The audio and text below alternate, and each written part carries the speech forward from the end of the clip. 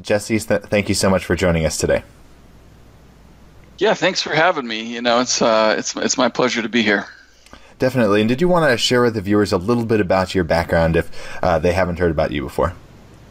Sure. Yeah, I right out of college, I went to work at Bear Stearns in Los Angeles, and actually got some people ask me, a lot of times how to get their start in finance. And so it's fun for me to kind of tell this story real briefly. I had some good advice from an alumnus when I was getting ready to graduate. And he said, find, somebody, an area where you want to be successful, somebody who's doing that and already successful, and go and just tell them you want to be like them and you're willing to do anything it takes to make them more successful. And it was such a good pitch because it was kind of hard to get a job at the time. And I just went in, I found these guys, the most successful guys in the LA office of Bear, and that's basically what I said.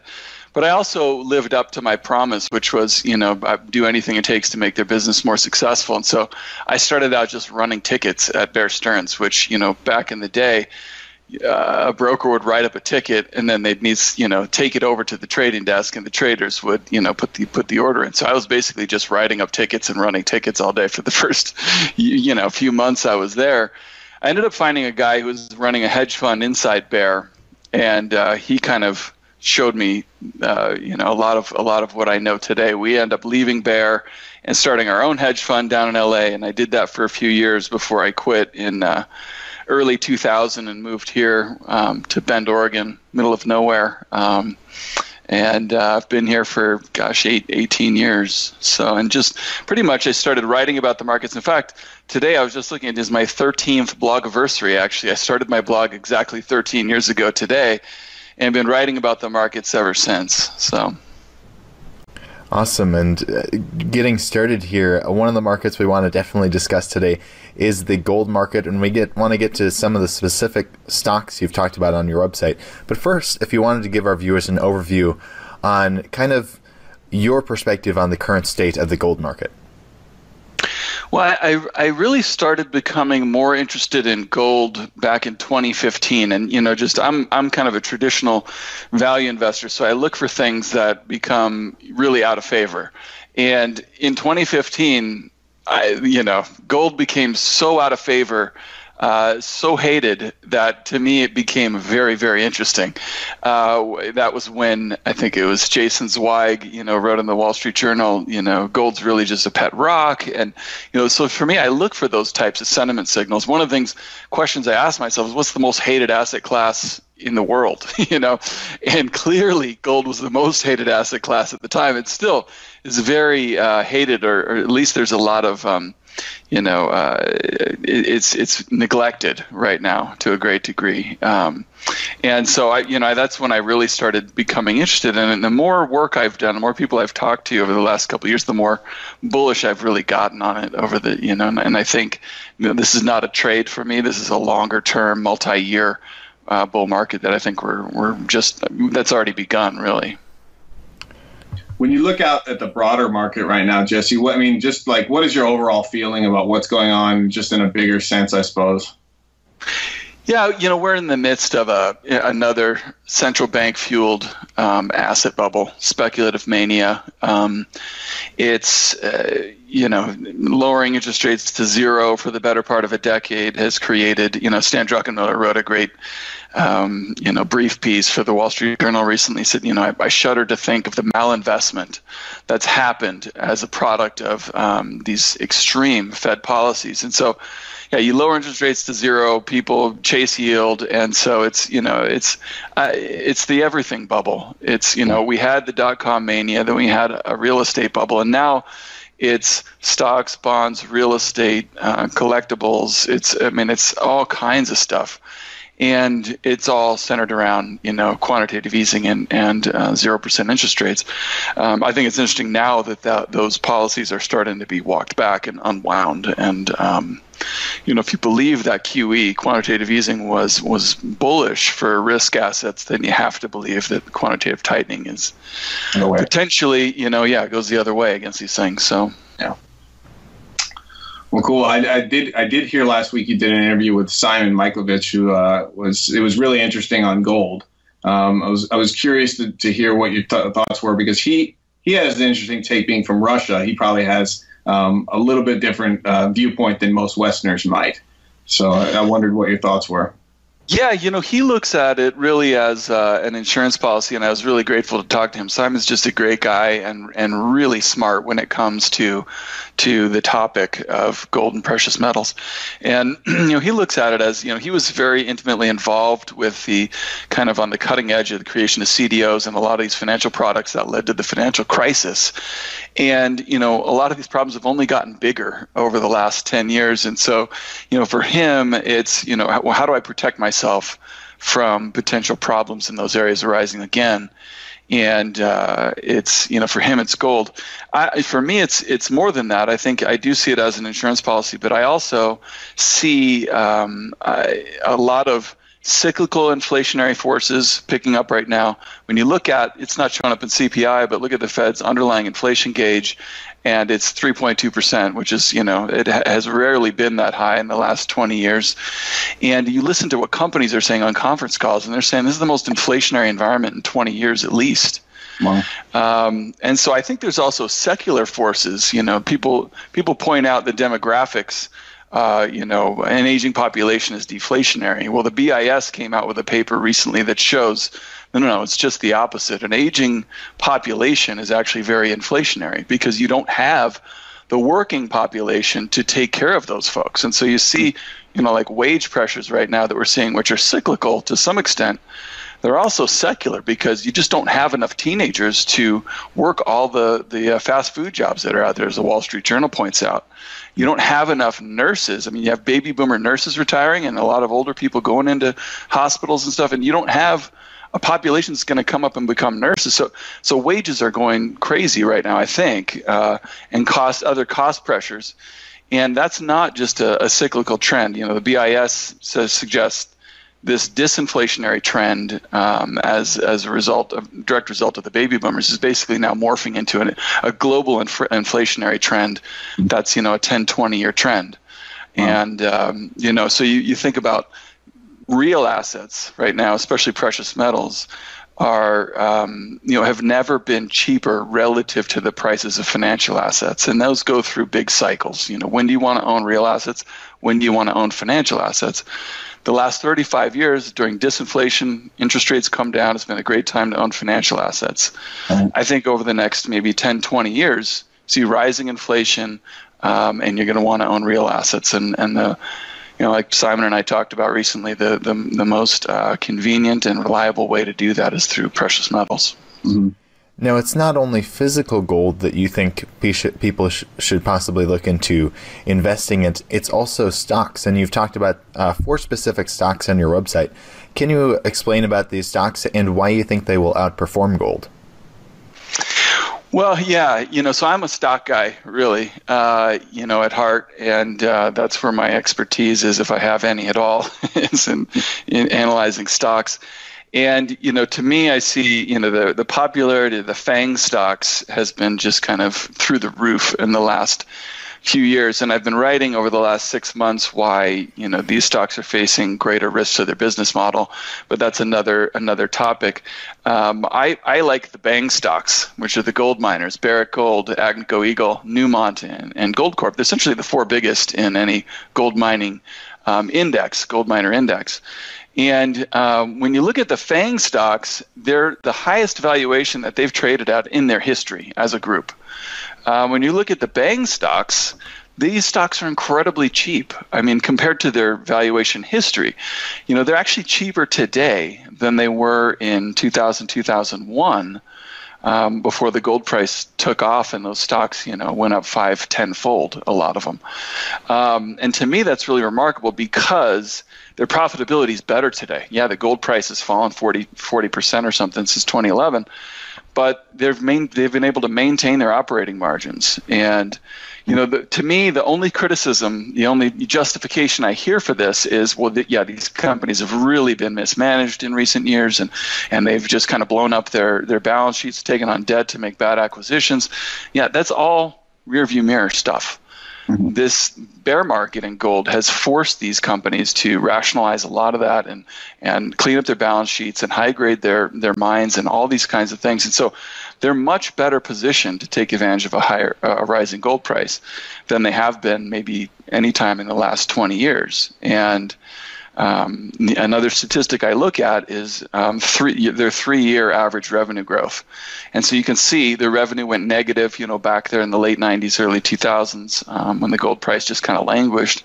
It went negative again after 2011. And in the last few years, it's been negative. But now, you look at the median revenue growth, 3-year revenue growth of these companies is all turning positive. Mm-hmm. And if you're bullish on the gold price over the next few years, these stocks have the ability to just go back to their median valuations, which has plenty of upside even without the gold price going up. But then if they really start growing revenues again, I mean, the stocks are going to are essentially highly levered to the gold price, and they're really cheap right now, which is a great combination in my view. I don't know if you ever looked back to the 70s versus the 80s play. It seems like when you do studies in the 70s and 80s for gold, it was bullion that kind of outperformed most miners in general up to about 1980, and then 80 onward, those mining plays really outperformed gold and bullion, obviously, as the bullion price was falling from 850 down to, I don't know what it went to, 400, then back up to 600. Those mining companies performed great in the first half of the 80s, it seemed like. So I wonder if we're going to see a repeat of that kind of situation where maybe bullion might perform well at first and the miners outperform it later, or if it'll be something. I mean, it's always a mix. It's never, right. So I totally agree. I was reading your Bang post, and it was really well written. Anyone should go to the Felder Report and read that Bang post. Yeah, in terms of the outperformance versus underperformance, I think for me as a value investor, Warren Buffett famously said the price you pay determines your rate of return. And when these stocks become expensive, relative to the metal, then they're going to underperform, and they become cheap relative to the metal. Mm-hmm. And today you look at the ratio of the gold miners, to the gold price. And, I also do a lot of technical analysis too, and mainly surrounding momentum. And you could see that, you look back, the last time the mining index was this cheap relative to the underlying metal was back in that early 2000s, time frame before the big bull market in those mining stocks. In fact, it's actually cheaper today, that ratio. So the stocks are very cheap relative to the metal also, which suggests to me that just a reversion in that relationship means the miners should probably outperform for a time. Mm-hmm. Now, moving our focus back to the economy, you've also recently reported about the flattening yield curve. And how do you think that will impact the economy, and is impacting the economy right now? Well, I think the flattening yield curve is, people say, well, it hasn't inverted yet. And it's going to be very difficult, I think, to see it inverted, especially if inflation is picking up. I don't know how you buy a 3% yielding, 10-year bond when the underlying inflation gauge is 3.2. And so, I think if we are seeing in a cyclical and secular upturn in inflation, I don't think the yield curve is going to invert. I mean, it would require the Fed becoming extremely aggressive. And I think the Fed realizes too much how important it is to protect asset prices. If they get too aggressive, they're going to burst this bubble that they consciously created. I mean, Ben Bernanke back in 2010 or 11 said, they're doing this on purpose. We're trying to create a wealth effect. And so they understand that if asset prices begin reverting as a product of them being too aggressive, that could have, that could really damage the economy. So, and they've said we're willing to let inflation run hot for a little while. So I don't see how we could get an inverted yield curve unless inflation just disappeared. And when you listen to company conference calls, that's just not happening. They're saying this is the most inflationary environment in 20 years, and it's only building in kind of pace of inflation, and they're only now beginning to start putting through price increases and all these kinds of things. So I think the curve's probably as close to inverted as it can get. And when you look at what corporate spreads do, the yield curve leads spreads, and so I think in that other post that I wrote, it's like 18 months or 2 years or something like that. You you get a narrowing in the yield curve, and then you start seeing a widening of corporate spreads, and so that's a pretty close relationship. So I'm expecting that these rising in interest rates are putting a pinch on corporate balance sheets. Corporations have taken on a ton of leverage during this cycle. Something like 50% of small cap companies have floating interest rate, mostly floating interest rate debt. So this has got to put a ton of pressure on these companies right now, not just cost pressure, but now pressure in terms on the debt side. So, those things suggest to me that we're probably going to see a widening of spreads and a change in risk appetites from risk on to risk assets to risk, maybe risk-free assets and other things that can protect people against inflation, like gold. Mm-hmm. And switching back to risk-on assets, I know you've done a lot of research on FANG and social media and what's going on that front. I would be remiss if I did not ask. At least, in my obviously Facebook, you were well ahead of that story that hit the headlines, a few months ago. But you were talking about a year ago, I recall. Is there anything you're seeing on this front, and what are you seeing these days? Yeah, I think it's really interesting.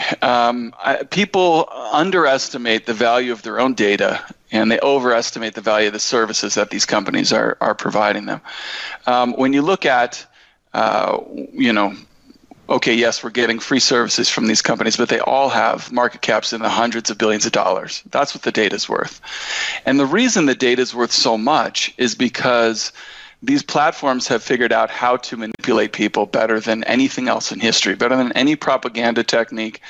Advertising has demonstrated for a long time the power of, how do you spell relief? ROLAIDS, have a Coke and a smile. And these things just get ingrained in our brains from years and years ago. And that's powerful. But when you're not advertising to broad psychological parameters like that, now you can actually target people and manipulate them based on their unique triggers. Right. This is what makes these platforms so powerful, but also so dangerous. And there's also the surveillance aspect of it too. I mean, Facebook and Google are collecting so much data. And I think this is really why the European regulators are out in front of this stuff more than anybody else, because they realize how powerful the manipulation techniques are, and they also realize the risks in allowing these companies to surveil their own citizens and then send the data back to the United States. Mm-hmm. And that's an issue that I don't think a lot of people are talking about. Is that Facebook and Google are collecting. I mean, they're going to know Europe's citizens better than European politicians and or any other platform you could potentially create, and that becomes a risk to your sovereignty at some point. And the European regulators have talked about this. They haven't made it the center point of their regulation, but it's absolutely the reason why they're going to be determined to neuter these companies in Europe. And I think other governments around the world are going to figure this out too. It's why China says, no, we don't want Facebook, right? Because we want control of the message that's sent to our citizens. We want 100% control. And so other countries are going to realize that this, has the power to undermine their democracy and put other nation states in control of what they would prefer to be in control of. Do you see a potential in the future of other nations going the China route where they may nationalize some of the options for some of these services? Like, for instance, being they can just say, yeah, we'll have our own Google, screw it, Google, get out. I mean, could you see the backlash coming? I mean, that is pretty intense, I guess, the idea of that. Yeah, no, I think that's probably right. The government wants to control all of this stuff. So this is one of the biggest risks to cryptocurrency and stuff too, is that, okay, you guys want to have a cryptocurrency, you want to have okay, well, we're going to create a Federal Reserve version of it, and everything else is illegal, right? That's, that's what, is if cryptocurrencies are going to work, that's how it's going to work. And because there's no way the Fed's going to give control of the currency to anybody else. But same thing with these platforms, right? If you want to be able to control what people see in terms of their news, how they think about it, how they feel about things, right? The government's not going to give that power. Once our government, I mean, you watch the Facebook, Zuckerberg testimony, and it was kind of silly. Politicians in the United States don't get it, right? But as politicians start figuring it out, they're going, oh my God, this guy's the most powerful person on the planet because he has this ability to manipulate people. Right now, he's auctioning it off to the highest bidder. But yeah, I do believe that countries are going to realize that the powers of these platforms are so beyond anything we've seen before. That if we're going to allow this in our country, we're going to be in control of it. Yeah. Now, what would you say to people investing currently in these stocks, Facebook, Amazon, Netflix, and Google?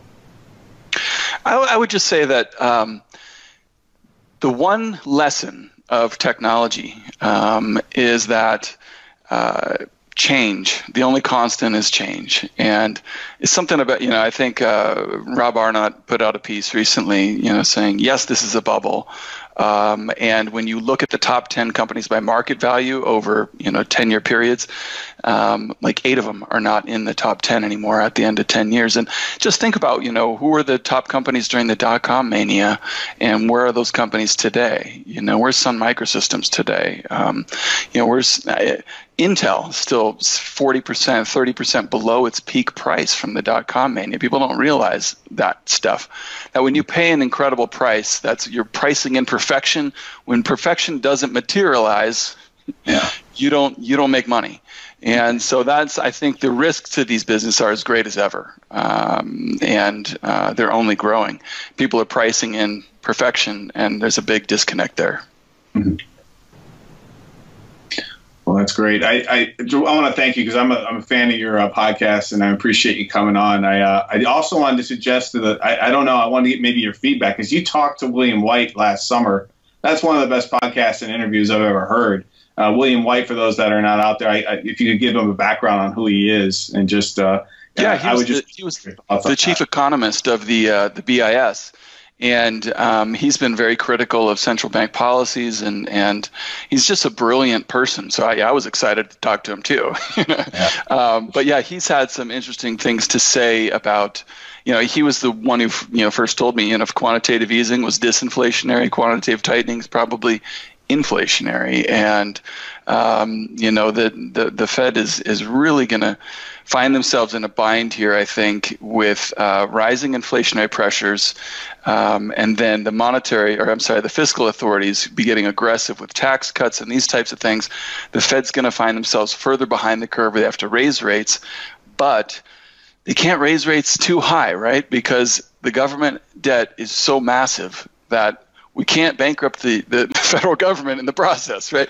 I mean, They can't be bankrupted, but there becomes a point in time where if inflation's rising and the Fed has to raise rates, then people, potentially realize, okay, the government can't afford this. We have to print money to pay interest on our debt.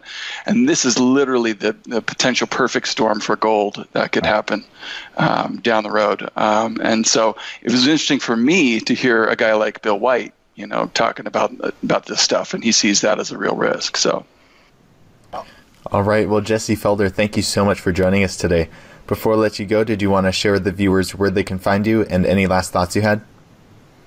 Sure. Yeah, I spend a lot of time on Twitter.